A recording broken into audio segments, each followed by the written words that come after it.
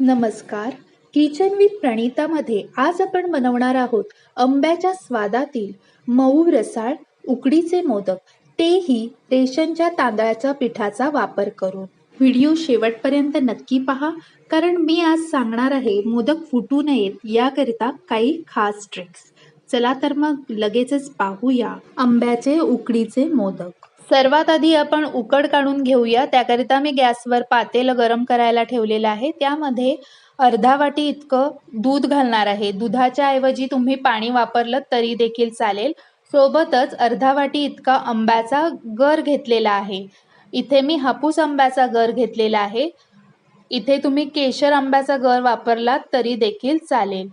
सोबतच 1 चमचा साजूक तूप घालणार आहे. साजूक तुपामुळे उकड छान सुवासिक तयार होते. आता हे मिश्रण आपल्याला व्यवस्थित मिसळून घ्यायचं आहे आणि ह्या मिश्रणाला खळखळून उकळी येईपर्यंत वाट पाहायची आहे. सतत हे मिश्रण आपल्याला मध्ये मध्ये तळापासून ढवळत राहायचं आहे, जेणेकरून जो आंब्याचा गर आहे तो तळाला चिकटणार नाही. आता मिश्रणाला खळखळून उकळी आलेली आहे. लगेच गॅस बंद करायचा आहे आणि यामध्ये 1 वाटी इतकं तांदळाचं पीठ घालायचं आहे. सोबतच चवीप्रमाणे मीठ देखील यामध्ये मी घालणार आहे. आता हे मिश्रण आपल्याला व्यवस्थित मिसळून घ्यायचं आहे, जेणेकरून यामध्ये गुठळी राहणार नाही. आता पातेल्यावर झाकण ठेवायचं आहे आणि हे थोडा वेळ असंच बाजूला ठेवायचं आहे, म्हणजे हे पीठ आहे ते छान वाफलं जाईल. तोपर्यंत आपण मोदकांसाठी सारण कसं बनवायचं ते पाहूया. त्याकरिता मी गॅसवर एक कढई गरम करत ठेवली आहे. त्यामध्ये 1 चमचा इतकं साजूक तूप घालणार आहे. तूप छान गरम झालं आणि विरघळलं की त्यामध्ये 1 वाटी इतकं ओलं खोवलेलं खोबरं घालणार आहे. आता हे खोबरं आपल्याला तुपासोबत 1 ते 2 मिनटं छान असं परतवून घ्यायचं आहे.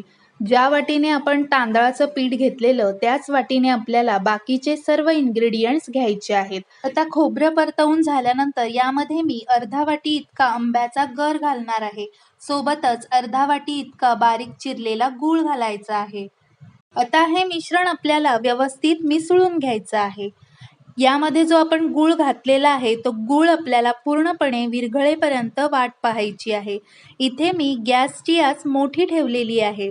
आता इथे गूळ पूर्णपणे विरघळलेला आहे, पण मिश्रण सैलसर झालेलं आहे. आता हे मिश्रण थोडंसं घट्टसर होईपर्यंत आपल्याला आणखी 1 ते 2 मिनटं परतवत राहायचं आहे. आता हे मिश्रण तयार झालं आहे की नाही ते कसं ओळखायचं, तर चमचा मिश्रणाच्या मधोमध उभा राहतोय का ते चेक करायचं आहे. आता इथे चमचा बरोबर मधोमध उभा राहतोय, म्हणजे आपलं हे सारण तयार आहे. आता इथे आपलं पीठ देखील छान असं वाफलेलं आहे. आता ही उकड मी एका ताटामध्ये काढून घेणार आहे. उकड हलकीशी कोमट झाली की आपण हे पीठ मळायला घेणार आहोत. थोडं थोडं पाण्याचा हात लावून आपल्याला ही उकड मऊसूत अशी मळून घ्यायची आहे. जितका जास्त वेळ ही उकड मळाल तितकं हे पीठ छान तयार होईल. इथे मी पीठ मळून घेतलेलं आहे. पिठाला रंग सुद्धा सुरेख आलेला आहे. मऊसूत अशी ही उकड मळून झालेली आहे. पुन्हा एकदा यावरती मी साजूक तूप घालणार आहे आणि पुन्हा एकदा आपल्याला ही उकड छान अशी मळून घ्यायची आहे. आता इथे मी मऊसूत असं हे पीठ मळून घेतलेलं आहे. आता आपण लगेच मोदकाची पारी कशी बनवायची ते पाहणार आहोत. थोडासा पिठाचा गोळा घ्यायचा आहे आणि गोल गोल करून मध्यभागी अंगठ्याने हलकंसं असं दाबायचं आहे. दोन्ही अंगठे मधोमध ठेवून आपल्याला पारी बनवून घ्यायची आहे. इथे मी हाताला थोडंसं पाणी लावून घेतलेलं आहे, किंवा मग तुम्ही साजूक तूप जरी हाताला लावून घेतलं तरी देखील चालेल.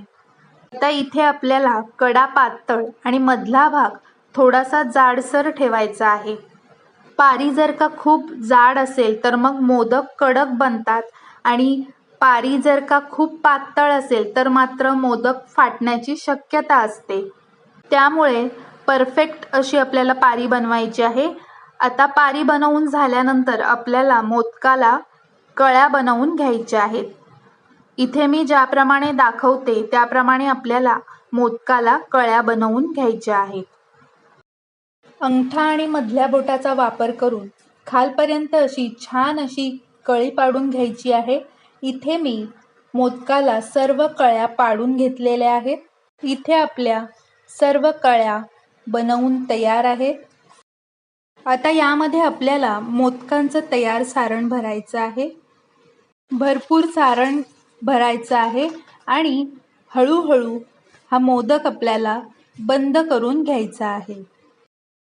मी ज्याप्रमाणे दाखवते त्याप्रमाणे आपल्याला हा मोदक हळूहळू बंद करून घ्यायचा आहे.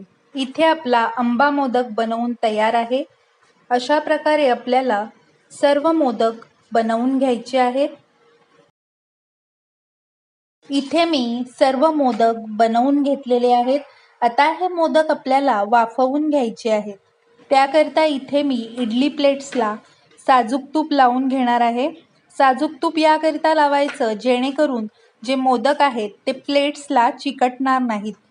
जर का तुमच्याकडे केळीचं पान असेल तर यावर केळीचं पान ठेवलं तरी देखील चालेल. आता साजूक तूप लावून झाल्यानंतर सर्व मोदक आपल्याला या प्लेट्सवर ठेवायचे आहे. आता प्रत्येक मोदकाला मी केशरची काडी लावणार आहे. केशर इथे ऑप्शनल आहे.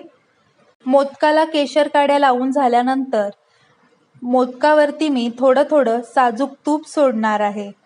आता आपण लगेच मोदक वाफवून घेणार आहोत. त्याकरता मी गॅसवर इडली पात्र ठेवलेलं आहे. त्यामध्ये 2 ग्लास इतकं पाणी ओतणार आहे आणि मोदक ठेवलेली जी प्लेट्स आहे ती इडली पात्रामध्ये ठेवायची आहे आणि इडली पात्राला झाकण ठेवून 10 मिनिटं आपण हे मोदक वाफवून घेणार आहोत.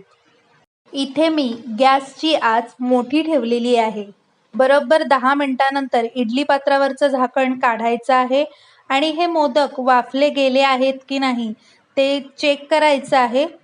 हाताला इथे आपल्याला थोडंसुद्धा पीठ लागत नाही, म्हणजे हे मोदक छान असे वाफले गेले आहेत. इथे आपले गरमागरम उकडीचे आंबा मोदक बनवून तयार आहेत. तुम्हाला माझी आजची रेसिपी कशी वाटली? थोडी तरी आवडली असेल तर प्लीज एक लाईक करा. किचन विथ प्रणिताला सबस्क्राईब केलं नसेल तर पटकन सबस्क्राईब करा. चला तर मग पुन्हा भेटूया अशाच छानशा रेसिपीमध्ये. धन्यवाद.